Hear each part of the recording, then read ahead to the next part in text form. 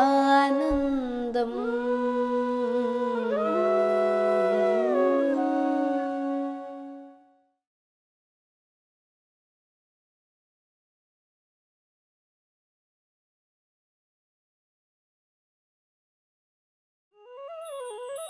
जब भी स्त्री इस मातृ सत्तात्मक समाज में आगे बढ़ने की कोशिश करेंगी, वो अपने साथ समूह, स्त्री समूह बनाएंगी। ये समूह छोटे समूह हो सकते हैं या फिर बहुत ही बड़े समूह हो सकते हैं। तो ये जब सशक्तिकरण हुई, जब स्त्री तत्व उभरती है, तो ये स्त्रियां जो समूह बनाएंगी वो इस विभाजन से परे होगी। ब्रह्मानन्दम्।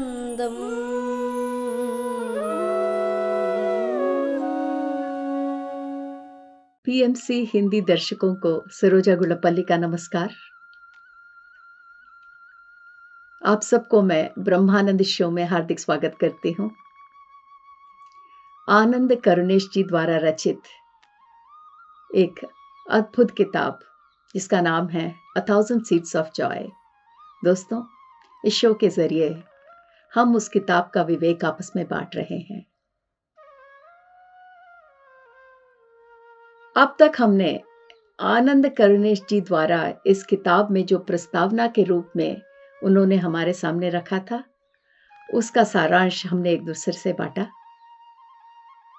आनंद करुणेश जी द्वारा हमने ये जाना कि ये किताब किस रूप से, किस विषय पर इसमें चर्चा हुई है, और हमने ये भी जाना है कि ये किताब उन दिव्य आत्माओं से जो आनंद करुणेश जी की वार्तालाप हुई थी, जो संभाषण हुआ था उनका, उसको इस किताब के जरिए हमारे सामने लाया गया है।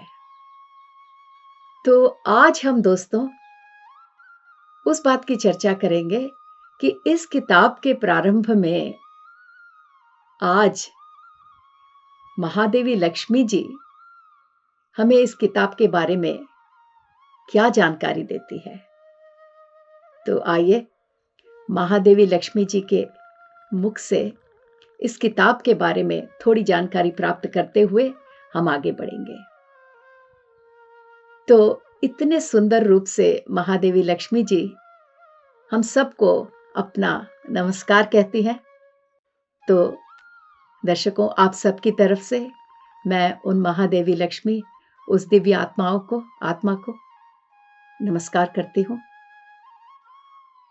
हम सबको अभिवंदन करते हुए महालक्ष्मी जी ये बताती हैं कि जैसे जैसे हम मानव इस धरती पर उस मातृ सत्तात्मक युग की तरफ धीरे धीरे बढ़ते जा रहे हैं, तो दोस्तों हम इसके पहले भी हमने जिक्र किया था कि किस तरह हम उस दौर से गुजर रहे हैं जहां हम पितृ सत्तात्मक समाज से मातृ सत्तात्मक समाज की ओर हम बढ़ रहे हैं।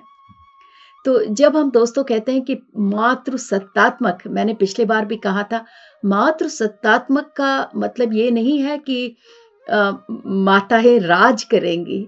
जहां भी स्त्री तत्व का जिक्र होता है मेरे दोस्तों, वहां पे राज करना या अधिकार ऐसे शब्दों का उपयोग नहीं होता, उसका जिक्र भी नहीं होता, क्योंकि मातृ सत्तात्मकता सिर्फ प्यार से भरी है और सबको शामिल करना ही उसका एक अद्भुत गुण है।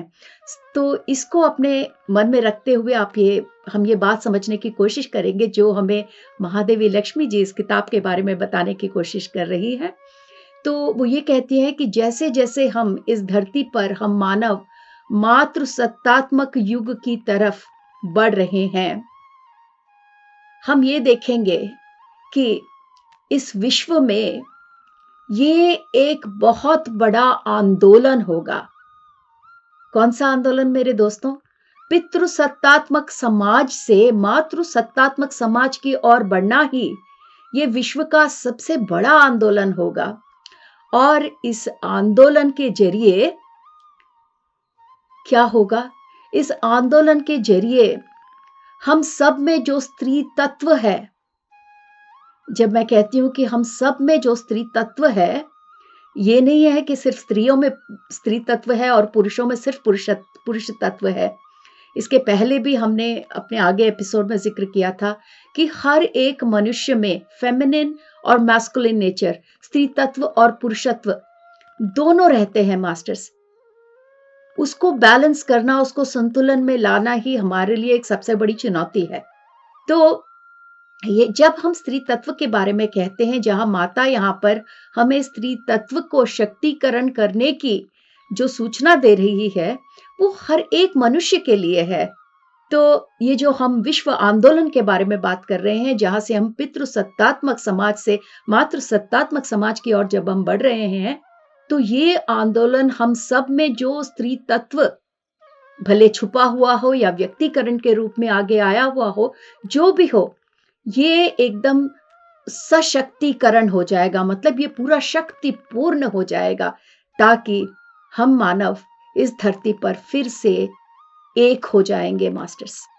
तो अभी हम सबको ये प्रश्न उठता है कि क्या हम सब एक नहीं है? दोस्तों, हम सब जानते हैं कितने तरह के विभाजन से हम सब पीड़ित हैं।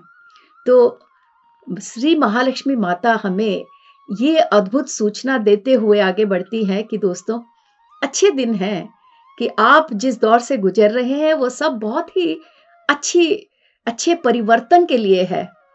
तो जब ये जो स्त्री तत्व है, शक्तिकरण, सशक्तिकरण हुआ स्त्री तत्व, जब सारे मानवता को एक कर देगा, तो यहाँ पर महालक्ष्मी जी हमें ये संशय, हमारा ये जो डाउट है वो भी क्लियर करती है कि जब मैं मानव कह रही हूँ, यहाँ पे सारे स्त्री पुरुष हर सबको मैं शामिल कर रही हूँ। इस शक्तिकरण हुए स्त्री तत्व के गुण में हम सबको शामिल कर रहे हैं। और जब ये सब एक प्लेटफॉर्म पर आ जाएंगे, जब एक कड़ी से बंध जाएंगे, तब हम देखेंगे कि ये जो समांतर है, जो हम इक्वालिटी कहते हैं मास्टर्स, कि हम सब एक है, उसे हम सच्चे रूप से देख पाएंगे। क्योंकि ये जो समांतर है, ये जो सबका एक होना है, वो बिल्कुल प्यार के प्लेटफॉर्म पर होगा। तो ये प्यार चीज हमें भूलना नहीं है मास्टर्स। मैंने पहले भी कहा था, हम प्यार को अलग अलग भिन्न रूप से जानते हैं।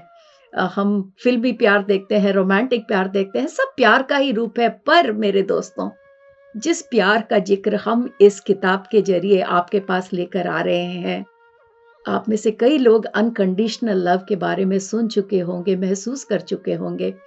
तो वो बेशर्त प्रेम जो किसी शर्त पर टिका नहीं है, ये समाज का जो उद्भव महालक्ष्मी देवी हमारे से जिक्र कर रही है, वो समाज की नींव ये बेशर्त प्रेम होगी, जिसके आधार पर हम सब एक दूसरे से बराबर पाएंगे। कोई किसी से ज्यादा नहीं होगा, कोई किसी से कम नहीं होगा दोस्तों। और जैसे जैसे हम इस मातृ सत्तात्मक समाज की ओर अपने आप को बढ़ते हुए पाएंगे, तो धीरे धीरे स्त्री, उनकी शक्ति को हम अधिक होते हुए देखेंगे। जब हम कहते हैं स्त्री शक्ति का बढ़ना, इसका मतलब ये नहीं है कि दोस्तों कि यहाँ पर बिल्कुल जैसा हमने रोमन एम्पायर में या राजा राजाओं के समय पर शक्ति, उसके लिए युद्ध हमने ये देखे थे, हम उस प्रकार के शक्ति का जिक्र नहीं कर रहे हैं। यहाँ पर हमें बहुत बहुत केयरफुली ये बात समझने की हमें ये कोशिश करनी पड़ेगी कि जिस मातृ सत्तात्मकता की ओर जब हम बढ़ रहे हैं, तो उसके कारण स्त्री के पोजीशन में, स्त्री का जो अस्तित्व है इस समाज में, उसकी महत्वता और बढ़ेगी मेरे दोस्तों। और ये जो महत्वता का बढ़ना है, वो मैं एक बार फिर से कहती हूँ, ये कोई पावर के आधार पर नहीं है। ये जब स्त्री की शक्ति बढ़ेगी, तो वो ये उनकी वांछा ये नहीं होगी कि मुझे अधिकार चाहिए, पर यहाँ पर जब स्त्री शक्ति आगे बढ़ेगी, जब समाज में स्त्री में आप परिवर्तन देखेंगे, तो आप ये देखेंगे कि ये स्त्री जो आगे बढ़ रही है समाज के साथ, वो जो घायल हुआ ये जो स्त्री शक्ति जो घायल हुई है, इसके बारे में हमने पिछले बार भी बात किया था दोस्तों, कि wounded energies, feminine wounded energies, जो स्त्री शक्ति घायल हुई है समाज में, जिसके कारण हम संतुलन नहीं देख पा रहे हैं। तो इस घायल तत्व को हील करने के लिए हम समाज में स्त्री का उद्धरण देखेंगे मास्टर्स। और जब ये हीलिंग होगा, तो ये हीलिंग, स्त्री शक्ति का इसमें बहुत बड़ा हाथ होगा। और जब ये हीलिंग होगा मेरे दोस्तों, तो ये कोई एक दूसरे से कंपटीशन के द्वारा नहीं होगा, एक दूसरे से लोभ करके नहीं होगा, इच्छाओं के द्वारा नहीं होगा, पर ये जो समाज में परिवर्तन स्त्री, मुख्यतः स्त्री लेके आएंगी, वो उनका ये जो परिवर्तन का ये जो नींव है, वो आनंद पर निर्भर होगा, एक करुणा से पूर्ण समाज पर निर्भर होगा, एक ऐसा समाज जो आनंद, करुणा, पोषण और विवेक से संपूर्ण और भरपूर होगा मेरे दोस्तों। तो हम क्या देख रहे हैं यहाँ पे, जो महालक्ष्मी जी हमें इस किताब के बारे में, आते हुए युग, आते हुए समय के बारे में जो हमें बता रही हैं, वो ये बता रही हैं कि ये जो स्त्री तत्व, सशक्तिकरण होता हुआ स्त्री तत्व से भरा हुआ समाज जो हम आगे के समय में देखेंगे, उसमें स्त्रियों की ये जो पोजीशन है, उसमें हमें परिवर्तन देखेंगे। और जब वो स्तर से, जो आज का स्तर है स्त्री का, उससे ऊपर उभरने की जब स्त्री कोशिश करेंगी, तो समाज का उद्धरण होगा। और वो समाज का उद्धरण ऐसे सोचों पर निर्भर होगा जो आनंद, करुणा, पोषण और विवेक से भरपूर है मेरे दोस्तों। तो ये जो सशक्तिकरण या शक्तिकरण हुआ स्त्री तत्व है, जिसका हम कह रहे हैं कि आते हुए युग में ये जो एम्पावर्ड फेमिनिन शक्तिकरण हुआ, ये स्त्री तत्व जो उभरेगा या उभर रहा है, उसका प्रभाव हमारे ये जो सामाजिक और राजनीतिक व्यवस्था है जो हमारी है प्रेजेंट में दोस्तों, उस पर उसका बहुत इफेक्ट होगा। तो ये बात बहुत ही इंपॉर्टेंट है कि हम ये कह रहे हैं कि पितृसत्तात्मक समाज से हम मातृसत्तात्मक समाज की ओर बढ़ रहे हैं, पर धीरे धीरे हमें ये भी समझना होगा कि इसका प्रभाव हमारे सामाजिक और राजनीतिक व्यवस्था पर बहुत ही अधिक होगा मेरे दोस्तों। तो जब इसका प्रभाव हमारे सामाजिक और राजनीतिक व्यवस्था पर होगा, तो हम ये देखेंगे कि धीरे धीरे स्त्री एक दूसरे से जुड़कर आगे बढ़ने की कोशिश करेंगे। तो एक दूसरे से जुड़ने की ये जो बात महालक्ष्मी जी कह रही हैं, ये बहुत महत्वपूर्ण है मेरे दोस्तों। जब तक हम पितृसत्तात्मक समाज में थे, वहां पर किसी से जुड़ने की बात होती नहीं थी।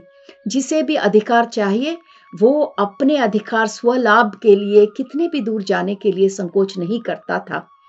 पर मातृसत्तात्मक समाज की ये विशेषता है कि जब भी मातृसत्तात्मक समाज में स्त्री आगे बढ़ने की कोशिश करेंगी, वो अपने साथ अपने सहचारियों को या अपने सह स्त्रियों को साथ लेते हुए आगे बढ़ेंगे।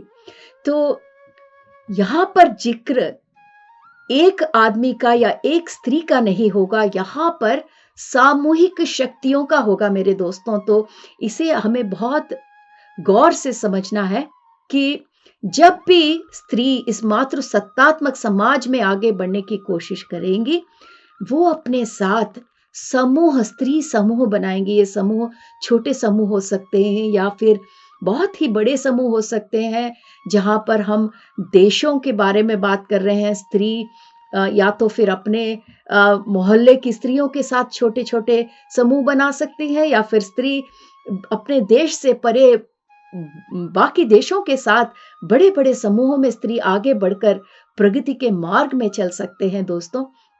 और ये जो समूह के बारे में हम बात कर रहे हैं, वो सामाजिक समूह हो सकते हैं, राजनीतिक समूह हो सकते हैं, या जितने भी विभाजन हम अपने समाज में अभी देख रहे हैं, कितने विभाजन है दोस्तों।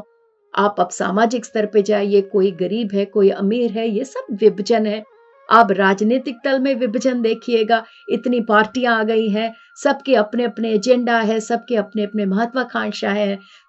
ये सारे विभाजन है। और यही नहीं दोस्तों, जब हम धर्म के नाम पर देखते हैं तो कितने विभाजन हम देखते हैं।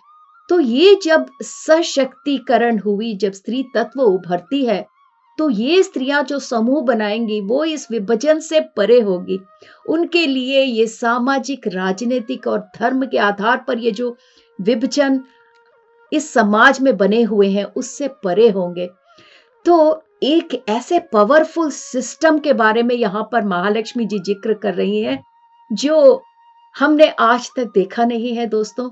और जो विभाजन से हम आज तक दुख हैं, पीड़ित हैं, उस सब के परे ये स्त्री इस समूहों को लेकर जाएंगी। और सबसे मुख्य बात यह है मेरे दोस्तों कि जब हम कह रहे हैं कि स्त्री नेतृत्व करेंगी इस मातृसत्तात्मक समाज में, जब स्त्री आगे बढ़ेंगी, नेतृत्व करेंगी, लीडरशिप पोजीशंस में जाएंगी, नेतृत्व का मतलब लीडरशिप करना, वो पुरुषों को पीछे छोड़ेंगी नहीं। ये बात बहुत गौर से हमें समझनी है दोस्तों कि पितृसत्तात्मक समाज में पुरुष आगे बढ़ गए पर स्त्री पीछे छूट गई, और इतनी बुरी तरह पीछे छूट गई कि दोस्तों ये जो दरार है, ये जो पुरुष और स्त्री का ये जो दरार है वो बढ़ता ही चला गया पितृसत्तात्मक समाज में।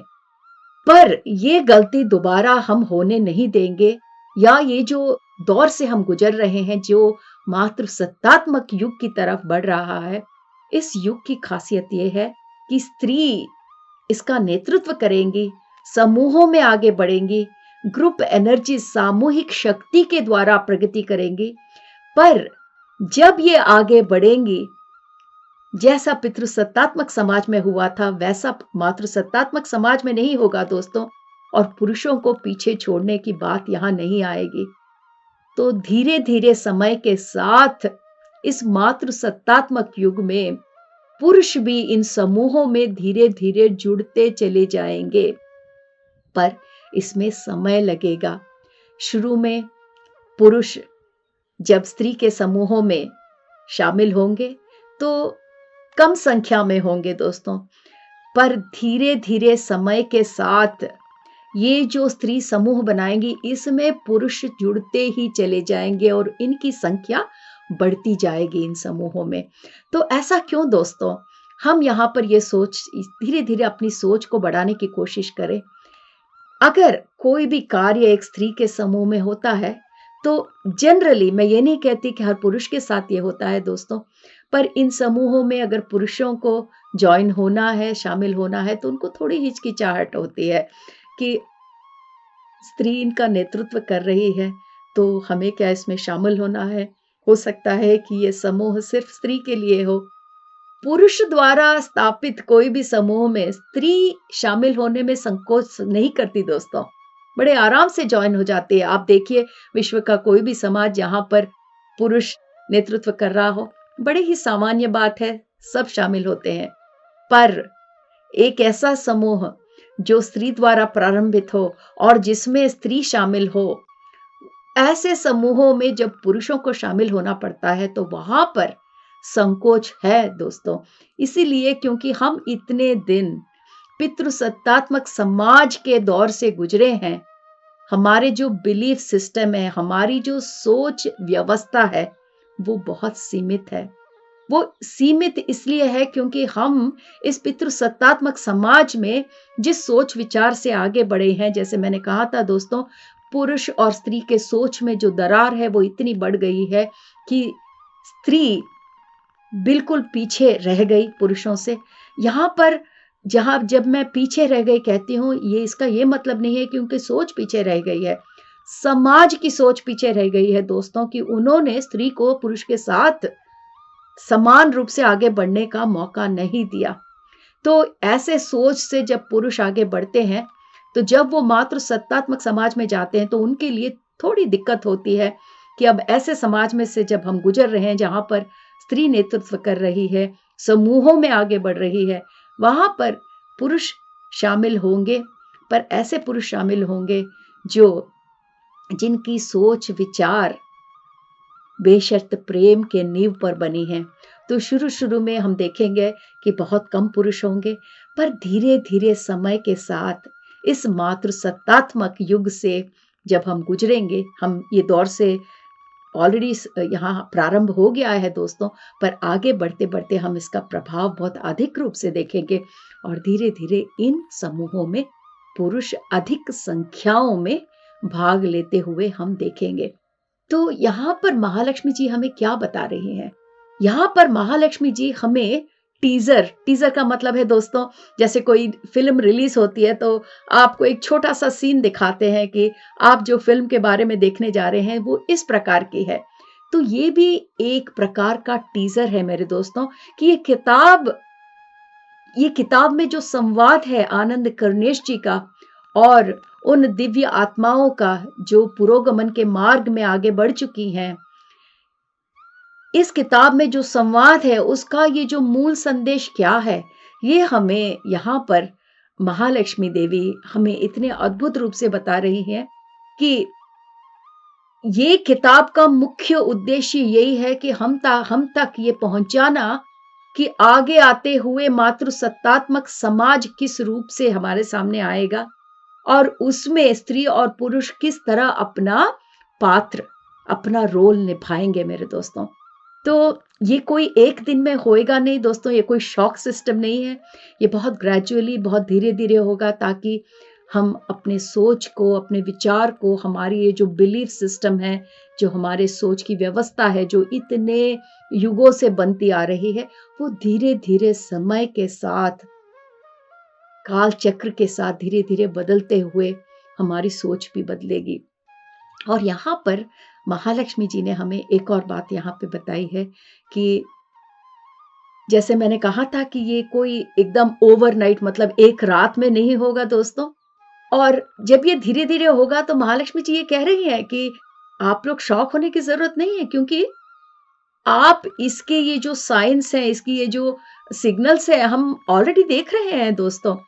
हम इसे अगर हम एक बार विश्व में अपना एक बार अवलोकन करें, एक बार अपनी दृष्टि चारों ओर फैलाएँ जो दुनिया में क्या हो रहा है, तो हम ऑलरेडी देख रहे हैं दोस्तों कि ये जो स्त्री शक्ति है, जो स्त्री की ये जो समूह है, धीरे-धीरे हर एक देश में, हर एक देशों के परे ये धीरे-धीरे आपस में मिलते हुए ऐसी कई समस्याएँ जो कई युगों से हमारे सामने थी, उसका धीरे-धीरे समाधान करने की कोशिश हो रही है, स्त्रियों द्वारा दोस्तों। जैसे आप देखते हैं कि हम ये कहते हैं कि विश्व में ये जो लैंगिक रूप से यौन दुराचार हो रहा है, जिसे हम सेक्सुअल मिसकॉन्डक्ट कहते हैं मेरे दोस्तों। तो आज हम देखते हैं कि ऐसे वुमेन एम्पावरमेंट के कितने ग्रुप्स हैं इस दुनिया में, इस विश्व में, जहाँ पर हम प्रत्यक्ष रूप से देखते हैं कि जो दुराचार, यौन दुराचार, जो सेक्सुअल मिसकॉन्डक्ट होता है, उसके विरुद्ध नारी लोग इतना आवाज़ उठा रहे हैं। तो ये हमने एक शताब्दी पहले ये देखा नहीं होगा दोस्तों।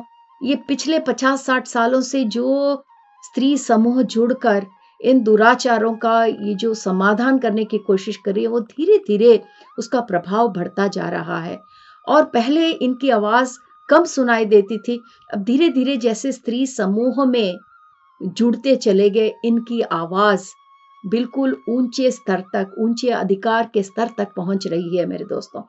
तो ये इसलिए महालक्ष्मी जी हमें इस बात का ज्ञात हमें इसलिए करा रही हैं कि आप लोगों को डरने की ज़रूरत नहीं है कि एक दिन आप उठोगे सुबह और बिल्कुल पितृसत्तात्मक युग से ये मातृसत्तात्मक युग की तरफ ये दुनिया बढ़ चुकी होगी। ऐसा नहीं होगा। ये इतने धीरे-धीरे होगा कि इसके साथ आप आगे बढ़ते हुए चले जाएँगे दुनिया के साथ। और ये कहते हुए वो ये भी कह रही हैं कि इसका प्रारंभ ऑलरेडी हो चुका है। और इतने अद्भुत रूप से हमें ये उदाहरण दिया गया है कि दुनिया में जितने भी समूह जिसे हम कहते हैं, इतने आंदोलन जो स्त्री चला रही हैं और उसका एक एग्ज़ाम्पल अभी हमें महालक्ष्मी जी ने दिया था। इतने अद्भुत रूप से हमें ये बता रही हैं कि ये मातृसत्तात्मक युग का प्रारंभ हो चुका है और अब तक हमने जो देखा है, जो धीरे-धीरे हम इसका प्रभाव देख रहे हैं, आते हुए समय में मेरे दोस्तों इसका प्रभाव हम और भी अधिक रूप से देखेंगे। तो दोस्तों आज ये एपिसोड मैं यहीं पर समाप्त करती हूँ। अगले एपिसोड में हम और आगे देखेंगे कि श्री महालक्ष्मी पुरोगमन प्राप्त हुई वो दिव्य आत्मा हमें इस किताब के बारे में और क्या संदेश देती हैं और उसके पश्चात हम इस किताब का पहला अध्याय भी शुरू करेंगे। धन्यवाद।